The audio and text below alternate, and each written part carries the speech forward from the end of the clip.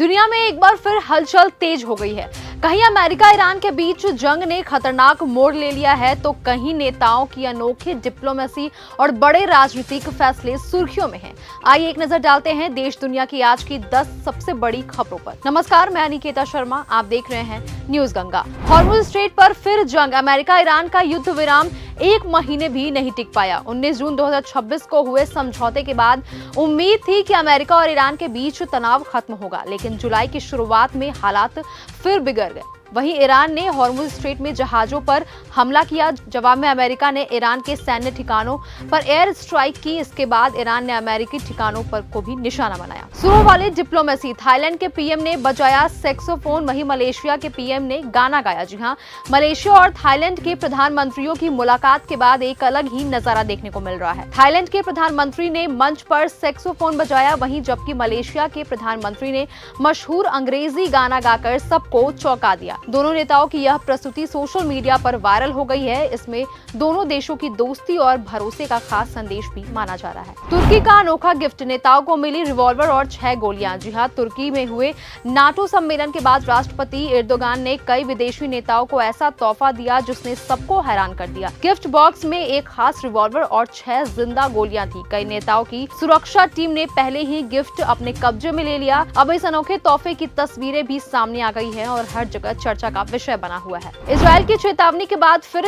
गरजे अमेरिकी बम। ईरान में बढ़ा तनाव। जी हां, ईरान और अमेरिका के बीच तनाव लगातार बढ़ता जा रहा है। दावा है कि इजरायल ने अमेरिका को बताया कि ईरान डोनाल्ड ट्रंप पर हमले की नई साजिश बना रहा है। इसके बाद अमेरिका ने ईरान के खिलाफ सैन्य कार्रवाई तेज कर दी। ट्रंप ने नेतन्याहू से भी बात की और खाड़ी क्षेत्र की कार्रवाई के साथ तुर्की को F-35 देने के मुद्दे पर भी चर्चा की। नेपाल में बड़ा फैसला। अब सरकारी नियमों के तहत होगी गांजे की खेती। जी हां, नेपाल ने दवा और औद्योगिक इस्तेमाल के लिए गांजे की खेती का कानूनी मंजूरी मिल गया है। वहीं करीब 50 साल से नेपाल में गांजा रखना, बेचना और पीना गैर कानूनी था।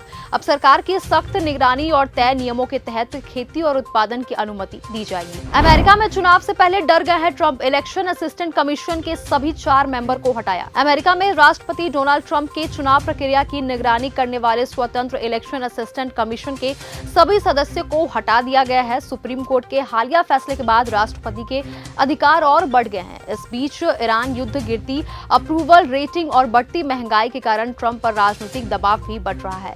इस फैसले ने अमेरिकी चुनावों की निष्पक्षता को लेकर नई बहस छेड़ दी है। पहली बार सामने आ सकते हैं नए सुप्रीम लीडर मुज्तबा खामनेई। जी हां, ईरान मीडिया के मुताबिक नए सुप्रीम लीडर मुज्तबा खामनेई पहली बार सार्वजनिक रूप से नजर आ सकते हैं। वह कोम शहर में अपने पिता अली खामनेई की शोक सभा में शामिल होंगे। फरवरी के हमले के बाद उनके घायल होने और सुरक्षा कारणों से सार्वजनिक कार्यक्रमों से दूर रहने की खबरें सामने आती रही है। शेख हसीना का बड़ा ऐलान। दिसंबर में लौटेंगी, बांग्लादेश पहुंचते ही करेंगी सरेंडर। जी हां, बांग्लादेश की पूर्व प्रधानमंत्री शेख हसीना ने कहा कि वह दिसंबर में अपने देश लौटेंगी। उन्होंने माना कि वापसी पर उनकी गिरफ्तारी या जान का खतरा हो सकता है, लेकिन इसके बावजूद वह सरेंडर करेंगी।